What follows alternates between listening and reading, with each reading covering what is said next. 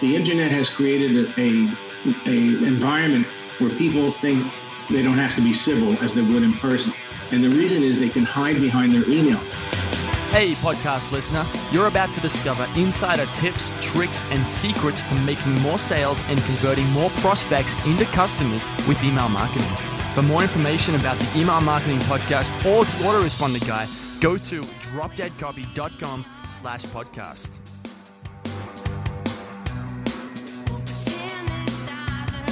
Hey everybody, it's John McIntyre here, the Autoresponder Guy, and it's time for episode 33 of the Email Marketing Podcast, where we talk about the top tips, tricks, and secrets for making more sales and growing your revenue with email marketing. Now, today's a very special day. It's Christmas Eve, so I want to wish you a very Merry Christmas. I hope wherever you are, you're with family or with friends, having a great meal, unwrapping some presents, and of course, getting your weekly dose of email marketing wisdom. I'll be taking a few days off this week to relax and enjoy the fruits of the year, I think. Now, today I'll be talking to Bob Bly with a 30-year track record as a top freelance copywriter. Bob's been dubbed America's top copywriter by McGraw-Hill and praised by the legendary ad man David Ogilvy. So he's when it comes to copywriters, he's up the top. He's a bit of a boss. And so today's going to be a great episode. If you listen to the entire episode, you'll discover how Bob Bly, how one of America's top copywriters, writes emails. So this isn't just run-of-the-mill internet marketing advice. This is from top-of-the-top copywriter, this is top-of-the-top copywriting information. So you can apply the same methodology and mindset of Bob Bly to create your own powerful, profitable email sequences. You'll hear about weird mistakes business owners make with email, and of course, how guys like Bob Bly correct them. Plus, how to tap into your inner copywriter, crush writer's block, and get what's in your head into your email so your subscribers trip over themselves to give you money. To get the show notes for this episode of the Email Marketing Podcast, go to dropdeadcopy.com/33. Now, we have another 5-star review, and I really want to read this out today because it's a great review, and not just for the review, but for the story that comes with it. Because there's a huge hit of motivation and inspiration to anyone who's listening to this podcast. After you've heard this review, you're going to want to go out and start using what you've learned. So here it is. It's from Wes Monk from the United States. I met Wes about a month or two ago at a conference. He's an awesome guy. 5 stars. I listen to every podcast, sometimes twice. Thanks for doing this podcast, John. Here's a quick story for review readers. I am a raving fan of this podcast and the McIntyre method. I started listening to the Autoresponder Guy with big plans to launch a long autoresponder campaign. About 1/4 of the way through writing my first autoresponder, I noticed something that changed in my marketplace, something that could harm my customers, and they were at risk. I needed to get an email out to them quickly, and I needed them to open it, read it, and respond to it in order to purchase a product that would help mitigate the risk. So I sat down and I applied what I had learned up until that point, and I sent the email. That email grossed my company $70,000. It made me a hero, and most importantly, it mitigated this potential risk for my most important customers. This podcast and the McIntyre method have changed my business. Thank you so much, Wes, for just telling that story there. I think it's such a great story because it just shows that what can happen when someone takes the information in this podcast, in the emails I'm sending out, and applies it. This is what can happen. So if you're listening and you're wondering, or you just haven't gotten started yet, or you're wondering what's going to happen when you start implementing this stuff, get ready for some good results. This stuff works. So that's today's daily dose of motivation, email marketing motivation. Now, the last thing before we get into the interview is I got a question. Should I do a podcast on New Year's Eve? So today's Christmas. In 1 week's time, it'll be New Year's Eve, and I'm sure that everyone's going to be off to parties and barbecues and picnics with family and friends. But I'm sure that there's got to be a few people who want to learn about email marketing on New Year's Eve and get a jump on the new year with their New Year's resolutions for their business. So if you'd like to have a podcast episode to listen to on email marketing on New Year's Eve, send me an email, john@dropdeadcopy.com, post a comment on the site, or send me a tweet. And I'll make sure that you have your weekly dose of email marketing wisdom. Now, enough of all that. Let's go get into this interview with Mr. Bob Bly. It's John McIntyre here, the Autoresponder Guy. I'm here with Bob Bly, another famous freelance copywriter and marketing consultant. He has over 30 years or 3 decades of experience in business-to-business, tech, and direct marketing. Now, he's written copy for over 100 clients. He's the author of 70 books. Well, that's a lot of books, including the Copywriter's Handbook, which David Ogilvy is quoted as saying that he doesn't know a single copywriter who wouldn't improve by reading this book, including himself. So check that out if you get the chance. And today we're going to talk about how Bob frames up the email writing process. So you're going to be able to see how a pro copywriter thinks about writing emails and kind of where the inspiration comes from, down to the nitty-gritty of what do you write. So we'll get into that in just a minute. How are you going today, Bob? Good, John. How are you? I'm fantastic. I'm really good. Just ate dinner. Feeling good. Now, before we get into it, give us a quick background on how you got into marketing and basically a background on who is Bob Bly. Well, my background is unusual. I went to college and got a BS in chemical engineering. And when you're an engineering major, companies come on campus and interview you. And I had one interview where the guy mentioned, he says, we're looking for writers. It was Westinghouse. We're looking for writers that have a technical background. And I had always liked writing. I was on the college newspaper, which was a daily newspaper. So I went for that interview, liked the boss, and took that job. And it was really not technical writing per se. It was marketing communications, ads, press releases, brochures, and a lot of video scripts. And I liked it and took another job later in marketing communications, really advertising, and said, when that company asked me to relocate halfway across the country, I said no. And I said, what could I do as a freelancer? And I figured I could write the copy. And that's how I got started. Okay, so it sounds like you just fell into it. You didn't say start out and go, I'm going to be totally fell into it. I had no intention. I never took a marketing or advertising course in college. So I had no intention. I didn't even realize it was like a profession until these guys interviewed me. Okay. And what made you, when you kind of got to that point, what made you kind of, grab the ball and really think this is something I'm going to make a career out of? Did that ever happen, or did you just keep kind of rolling? No, that did happen, but I got into it because of all the things I did as an advertising manager, from buying media space to supervising art direction. I really liked the copywriting. And I knew the month I got into it, which was February 1982, I became a full-time freelancer. I said, this is great. I love it, and never looked back. Okay, great. So one thing I think is cool about that story is that, you've written for some really big clients and a lot of clients too. And you don't have that. I mean, you have a lot of experience, but you kind of come from a background where you didn't start out as there's no marketing degree or anything like that. And I think that's just a great example of how you don't need to be some amazing, literary critic or, with an English major or anything to be a good copywriter. You just need to figure out what to say, and anyone can do that. To be fair, though, even though I didn't go to college for it, I became obsessed with finding first editions of all the classic marketing books by Ogilvy, Caples, Sackheim. And I lived in New York at the time, so I would scour the used bookstores, find them, and just study them religiously. Okay, fantastic. So now a lot of that stuff's it's very relevant to the sales copy stuff, but let's talk about specifically, how do you think about email copywriting or writing for emails? What's the kind of the big picture in your opinion? That my messages to my list fall into two categories, either a sales message or a content message. Okay, so pure content. When you say content, are you talking about soft information, which would be kind of vague generalities about something, or hard information? Either. It doesn't matter. If the subscribers like you, they'll be interested in both the hard information, but also the soft information. And that is one thing that I think sets email marketing apart from old school marketing, is that the readers seem to be, for reasons I can't figure out, very interested. If they're getting regular emails from John McIntyre or Bob Bly or Ben Settle, they're very interested in your personal life and what you do and what you think. I would say that half of my content messages are soft and half are hard.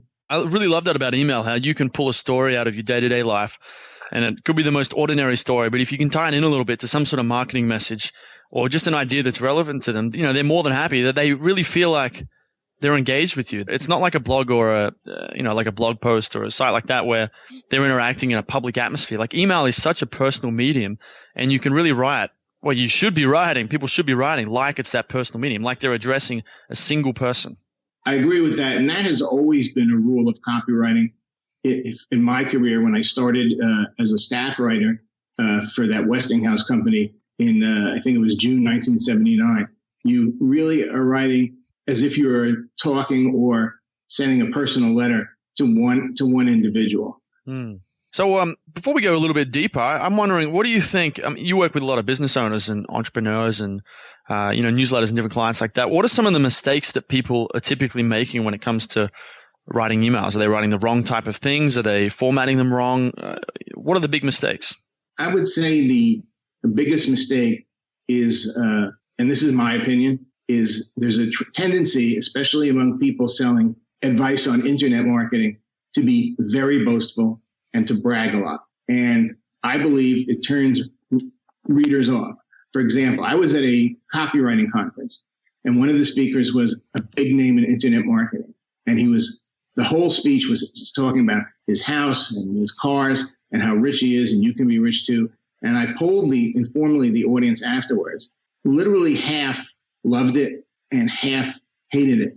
And so if you're a braggart, you'll automatically turn off half your list before you even get started. And that's not a good strategy. Right. I thought about something recently, which is with these, big time internet marketers, they'll often tell stories, or even just entrepreneurs. When you ask people about how they're so good at business and that kind of thing, there's usually that story where, I was kind of like a bit of a natural entrepreneur. I was 12 years old and I was selling lemonade, and it just kind of took off from there. And I think what a lot of people don't understand, when they say things like that, the average person doesn't actually have those experiences. So when they say those things, they break rapport with the audience, because other people, the average person is thinking, well, I could never be like that. And therefore there's no point buying this guy's product or getting involved with him any further because he's special. Yeah, I know. I believe that 100%. Once I was shared the stage, or not shared, I spoke at a conference, and the speaker after me was a very top successful multi-millionaire marketing consultant. And in the ratings, and he was great. He was a great speaker. And in the ratings, I was rated significantly higher. I don't think my speech was better. I said to the conference sponsor, they can relate to me more, because he talks about, again, his, 8-figure net worth and making all these big deals. And they just can't imagine doing that. They see me and they say, I could do that. Okay. So it sounds like the lesson here then is that you got to be someone in your emails that people can relate to, not some, big bloated expert. You don't have to impress them. You just have to be real. Yeah. I mean, I said a lot of people brag and boast. I take the opposite approach, not deliberately, because that's how I am. I'm very humble and self-effacing. Okay. Give me an example. I did an email once to my list that began, I'm not good at most things. People love that right away. They can identify, because everybody thinks, well, I'm not good at most things either. That would be one example. Okay. Is there another mistake that comes to mind when people are doing email? Here's a big mistake. Thinking that the email writer thinks that he and his email are much more important to most of his subscribers than it actually is. They announce an affiliate contest or a big product launch, and the tone is that you've just been waiting for this and now you're going to be happy. A lot of people don't even remember. Some people don't even remember who you are, and a lot of subscribers just don't care about you that much. And you should start from that. You should understand that it's still an old rule of copywriting is the reader doesn't care about you and your problems and your ego. They care about their own fears and desires and goals. The internet email has made people care more about the marketer, but still the primary interest is in their needs and problems, not yours. Right. I'm reminded of that old, I think it's Robert Collier, how the quote where you got to meet people or enter the conversation that's already going on in their head. So that in the case of email, that would mean thinking that these people, they're, maybe it's, 8 a.m. They've just woken up. They've just gotten to the office and they're opening their computer up, opening their inbox to kind of get started. And they see an email from a company who obviously sells something, because it's usually pretty obvious that the marketing emails are marketing emails, even if they are content. And that's the frame that people are opening their emails. They're wary, especially these days with so much spam flying around. They're wary. They're cautious. They've got emails from their parents, from their brothers, their sisters, their kids, if they've got kids. And a sales email or even a content email from someone who might sell them something in the future just isn't that important. So it helps to start from there, is what you're saying. Did you say that originated with Robert Collier? Because Clayton Makepeace, who's one of the top copywriters in the world, teaches that in his copywriting talks and programs. I always thought that it was original to him, but you're saying Collier said that? I'm pretty sure Collier said that in the Robert Collier letter book. That was one of his main things of entering that conversation. Yeah. Another mistake I think new age internet marketers make is they haven't read all those books because they think they're irrelevant. And quite the contrary, the classic marketing books, while they knew nothing about the web or the internet or email have a lot of wisdom to teach you. Right. Yeah, absolutely. When I first, started doing copy, I found that post on it's the page on the Gary Halbert newsletter website about, what to read. Well, here's how to become a great copywriter in 30 days. And here's a list of books and here's the sales letters you should write out by hand. And I could only find, I think about half, maybe just over half. But there was about 8, 9 books. I couldn't find all of them, but they're all old. Some of them were from 1930 and 40, things like scientific advertising. But I found those books so much more valuable than going and buying the latest internet marketing product or the latest, marketing bestseller that's on Amazon or the New York Times. I totally agree with that, by the way. Okay. Are there any other mistakes that come to mind? I feel like this is a great way to kind of drill down into what really works, is to kind of tell people what they're doing wrong. A lot of times I see emails, especially sales emails, where the copy starts with the product. It says something like, and I hate this expression, "Hey gang, we just want to let you know about Butterfly 702." You should not start with the product. You should start with the prospect, i.e., are you sick and tired of your 9-to-5 job? Do you envy those who don't have to get on the bus and go to work in the morning while they stay home, cozy in their houses, drinking coffee? You want to always start with the prospect, not with the product. And a lot of people do it the other way around. Okay. I thought it was funny. You just said, "Hey gang." That's one thing that no one should be saying in their emails is "Hey gang" or "Hey guys" or "Hey friends," because it comes back to this personal medium that if you're saying "Hey gang," the person's not going to feel special. But if you're saying "Hey name" or just, hi, it's so much more real and personal, like you're having a coffee in a nice little coffee shop. Yes, I agree with that. Okay, so you mentioned earlier about how that 50% should be sales and 50% should be content. How do you figure out, when should you be sending content? When should you be sales? Should it be like, one sale, one content, one sale, one content? That's exactly what I do. I alternate. People don't want to get from you 2 sales messages in a row. Okay, so you will go like, are you doing this on a daily basis, on a Monday? I do it. People think that I'm publishing daily. I publish 4 messages a week. Monday is sales. No, I'm sorry. Monday is content. Tuesday is sales. We skip Wednesday. Thursday is content. Friday is sales. Although it's often Friday is not my product, but offering something that an affiliate has asked me to offer. Okay. And when you sit down to write, say, a content email, do you have a list of ideas that you've built up over a while, or are you sitting down and doing kind of like a Jay White and saying, "So I was driving through the traffic the other day and, this happened"? Or do you have, do you say like, "Well, today is going to be a connection email," or "Today is going to be a benefit gain email"? I never plan it that way. I'm sort of like Jay White, but I have a little gimmick.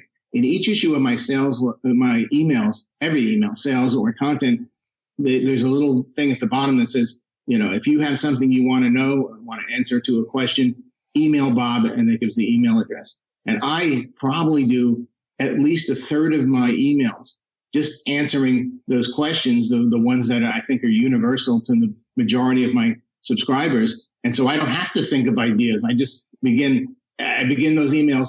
JL said in a recent email to me, and I quote a concise version of what the problem was. And then I say, "Well, here's what I told JL," and I give the answer. Oh, that's great. People really need to be building these feedback loops into their marketing, into their emails, into the website, their blog. I just set up a survey, I think it was the last kind of few weeks. And, it was wonderful. It set up 8 questions with SurveyMonkey and, sent it out to the list. And I got, a whole bunch of replies. And it's just so valuable when you see other people's words and your prospects' words, what they want to hear about, what their problems are, what their questions are, what their feedback is. You can kind of create this laser focused content it's like guaranteed to resonate with them. It's amazing. Plus, people love giving their opinions. That's why I think Facebook is so popular. But again, when you're an email marketer, those opinions relate specifically to things you have said or things that are related to the topic that you email about. So very valuable. Now, are you doing these in an autoresponder where you have like 90 days, or are you just sitting down at the start of every week and writing more emails? I do them fresh all the time. They are not in an autoresponder. And I'm usually a couple of weeks in advance. So if God forbid I miss a week or two, we have messages lined up, but they're sent manually by my marketing assistant. Okay. And it never ends. That's just part of your routine is you write these emails every single week, week after week. I could go back to the original, and I have hundreds of them in inventory and recycle them via autoresponder. But I like it to be fresh. I like if there's a development in marketing, if I see something, I like to be able to make them original. So, I don't inventory or offer a stockpile of old messages. Okay. And you obviously believe in never stop following up. Sounds like you're doing this continually. You're either sending some autoresponder messages or you're just sending the new emails. You never stop sending messages. Yes, but in terms of follow-up, I also answer every question or response I get via email. I don't ignore them. And the subscribers really like that. If it's a complicated question, I may even pick up the phone in some instances and call them. And that blows them away. That's a really cool idea. Okay, so you mean anyone listening to this could go and sign up to your list, see what you're sending out, and if they had a question, they could just hit reply to it, and you would personally respond to them, or maybe even call them if it was a question worth calling about. I will respond to them, with a specific question, like, and I'm making this up, like, is SEO worth doing or something like that, or they want to know how do I advertise on Facebook, but I can't answer a question that would fall into the category of consultation. Like someone will say, I'm selling a widget. How do I market that? And I'll email back politely. That's a little bit more than I can answer. I can't answer it in a short email. I could go on all day about this. Typically, if I have written a book on the topic, I'll say, I think you should read the Do-It-Yourself Marketing Handbook, which you can buy on Amazon.com. Okay. So you're not just blindly answering their questions. Well, no, I answer them. I always tell people I'm happy to answer at no charge, short questions, simple questions. But here's another one I get. Here's my URL, Bob. Would you look at my website and give your opinion? No, that's something I charge for. I don't have time to review your website. So we might send them a link to the page on my site where we describe our copy review critique service. Okay. Now, just quickly, let's talk about the sales emails. When you do these emails, do you start off, are they obviously sales emails from the get-go, or are you just writing them like a content email and at the end there's a link or two to the product? I believe, and I like, although there are other formats, the problem solution format. So the beginning is about, like you said with Robert Collier, the conversation they're already having in their head. I did one very successful email for a product I have on getting started in internet marketing. And I think the first sentence, I don't have it in front of me, are you sick and tired of, and then I listed some of the crappy things about having a 9-to-5 job. So I start with the problem. And often people reading it will not know that it's a sales message. If I can, I like to embed something in the start of the email that they're actually learning something, even if they don't buy my product. Like I have a course in how to sell your book to a major publishing house. And I say to them, if you want to sell your book to a major publishing house, don't write the book. Instead, write a book proposal. And then I explain what it is. So they're learning something valuable, even if they don't order the product. Okay. So it's kind of like always help people with your marketing. So like make people better off with your marketing, even if they don't end up buying the actual product. If you can, yes. You can hint that your product promises to make them better off, but sometimes you can give them a free sample right in the email. Another thing I do on many of my landing pages, my product websites, I have short video clips of me giving seminars. So I say, if you want to learn this technique, go to this website right now. You can watch a video. You don't have to buy anything. That's very effective. Okay, great. And how long are these emails that you send? Are they 200 or 300 words, or are you doing longer ones? The sales ones are short, I would say in the range of 200 to 300 words. The content email messages are longer. They're in the range of 500 to 700 words. Okay. And your sales emails, they link to a sales page or to an order? They always link to a sales page. And that link is not just at the end of the email. It's right at the beginning. Okay. So you're opening the email. Are you saying so? Because you might say something like, "Well, are you sick and tired of going to work every day, clocking on, working for a boss that doesn't appreciate you?" Are you putting the link before that or after? Yeah. The next line might be, "Well, there's a better way," and the link, and then the next paragraph. What I'm talking about is start and run your own internet marketing business. So I structure the beginning so I can integrate a link right up front, and then I come back to the link at the bottom, and often I do the link a third time in the PS. Okay. Now, do you ever get angry emails or people who complain? All the time. Not people who bought the products, but people who disagree with me, think I've said something wrong. It's amazing. People who think I send too many emails. I've been cursed out, and I say, why do you have to act like that? Just unsubscribe. I think anyone who's who does a lot of internet marketing to a large or medium-sized audience, you're going to get criticism. I don't know why, but the internet, I do know why. The internet has created a environment where people think they don't have to be civil as they would in person. And the reason is they can hide behind their email. I always laugh when I get an email that's very critical and the signature file, the address is below, it's blank.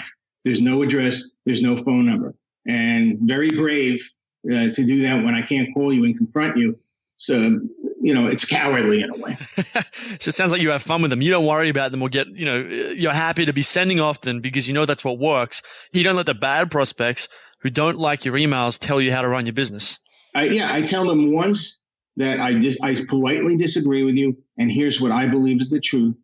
And if they argue with me, I said, well, I can't convince you, but from experience, I know what I'm saying is right. It's your judgment. I don't get into protracted arguments with them. Fantastic. Okay, man. Well, we're just right at time. So this has been really helpful. I love how detailed this has gotten. So thanks for that. But before we go, tell people where they can find you. Maybe talk about one of your books or something like that, and then we'll say goodbye. Here's the best way to find me. It's at www.bly.com. My books are all available on Amazon.com, and the best book for copywriting is my book, The Copywriter's Handbook. Okay, wonderful. So I'll have links to your site and that book on Amazon on the podcast website, dropdeadcopy.com, so people can go there and get the links if they want. Thank you for your time, Bob. My pleasure. It was very enjoyable. Hey everybody, thanks for listening. If you want to discover more insider tips, tricks, and secrets about driving sales with email marketing, sign up for daily email tips from the autoresponder guy. Go to dropdeadcopy.com/podcast. Sign up, confirm your email address, and I'll send you daily emails on how to improve your email marketing and make more sales via email. You'll find out why open rates don't matter and the 7-letter word that underlies all effective marketing and much more.